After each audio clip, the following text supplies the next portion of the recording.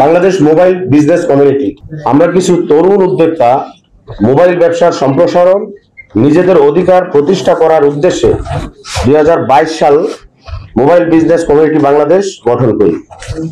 এই সংগঠনের বর্তমান 20,000-এরও বেশি সদস্য মোবাইল ব্যবসায়ী যুক্ত আছেন।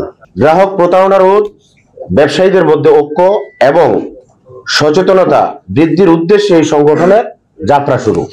বিটিআরসি যে সিস্টেম চালু করতে যাচ্ছে, এই সিস্টেমের কিছু ব্যাকগ্রাউন্ড আপনাদের সামনে তুলে ধরছি। গত 29 অক্টোবর বিটিআরসি 16 ডিসেম্বর থেকে NEIR সিস্টেম চালু করার সিদ্ধান্ত গ্রহণ করেছে।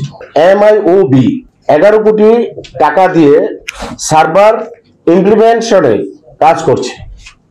16 ডিসেম্বর থেকে বাংলাদেশ বিদেশ থেকে আনা ফোনগুলো রেজিস্ট্রেশন না করলে ব্যবহার করা যাবে না। আমাদের এই বামের ছবিতে লক্ষ্য করলে দেখা যাবে রেজিস্ট্রেশনের প্রক্রিয়াটি অত্যন্ত জটিল এবং বাস্তবায়ন যোগ্য নয়। NEIR ব্যবহারের জটিলতা, কোনো ফোন বিক্রি বা অন্যকে দেওয়ার সময় রেজিস্টার করতে হলে IMEI NID plus SIM number sim 3টি তথ্য মিলতে হবে। অনেক ব্যবহারকারীর জন্য এটি অনুসরণ করা কঠিন, বিশেষত যাদের সিম অন্যের নামে রেজিস্ট্রেশন করা। বিদেশ থেকে যখন প্রবাসীরা দেশে ফোন নিয়ে আসবে এবং তার রেজিস্ট্রেশনে যেই সকল ডকুমেন্ট লাগে তার সংরক্ষণ করা সহজ সরল এই মানুষগুলোর জন্য প্রায় অসম্ভব। ব্যাগেজ রুলে বিনা শুল্ক একটি ফোন আনার নিয়ম থাকলেও তারা অধিকাংশ সময়ই পরিবারের প্রয়োজনে একাধিক ফোন নিয়ে আসে। সেই ফোনগুলো রেজিস্ট্রেশন করতে বাধার সম্মুখীন হবে। NEIR এর গ্রাহক পর্যায়ে সমস্যা সমাধানে বিটিআরসি এর পর্যাপ্ত সার্ভিস সেন্টার ও নেই।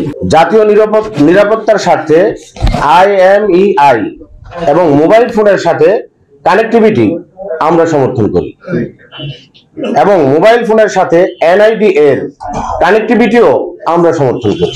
আমরা কিভাবে হ্যান্ডসেট সংগ্রহ করে থাকি, আমরা ব্যবসায়ীরা কিভাবে হ্যান্ডসেট গুলা সংগ্রহ করে থাকি। দেশের বাইরে প্রায় 2 কোটি প্রবাসী NRBS আছেন এবং প্রতি বছর প্রায় 1 কোটি মানুষ বাংলাদেশে ছুটি কাটাতে আসে। তারা একটি করে ফোন আনলেও বছরে প্রায় 1 কোটি ফোন আমাদের কাছে বিক্রি করে, যা আমরা ন্যায্য দামে ক্রয় এবং বিক্রয় করি। MIOB কারা? Mobile phone manufacturer association. NEIR বাস্তবায়ন হলে এর কিছু সদস্য ব্যাপকভাবে লাভবান হবে এবং বাজারে স্মার্টফোনের মূল্য নির্ধারণে চাটিয়াত্ব কায়েম করবে, যে কারণে তারা আমাদের অবৈধ ব্যবসায়ী হিসাবে ট্যাকিং করছে। বর্তমানে ব্যাট আইন অনুযায়ী তাদের 20% ভ্যালু এডিশন করতে হয়, যেখানে আমাদের ব্যবসা মাত্র 4 থেকে 5%। MIOB একটি মুনাফাখোর সিন্ডিকেট, যারা চায় আমাদের বাজার থেকে বিতাড়িত করে 50%-এর উপরে মুনাফা করতে। আমরা কেন MIOB এর কতিপয় সদস্য সিন্ডিকেট বলি? আপনি যদি প্রতিবেশী দেশের ব্যাট ও মূল্য বিবেচনা করেন তাহলে দেখতে পাবেন আমাদের দেশে এই সিন্ডিকেট একই হ্যান্ডসেট অতিরিক্ত 15 থেকে 25% মুনাফা বুক করছে আমাদের দেশে।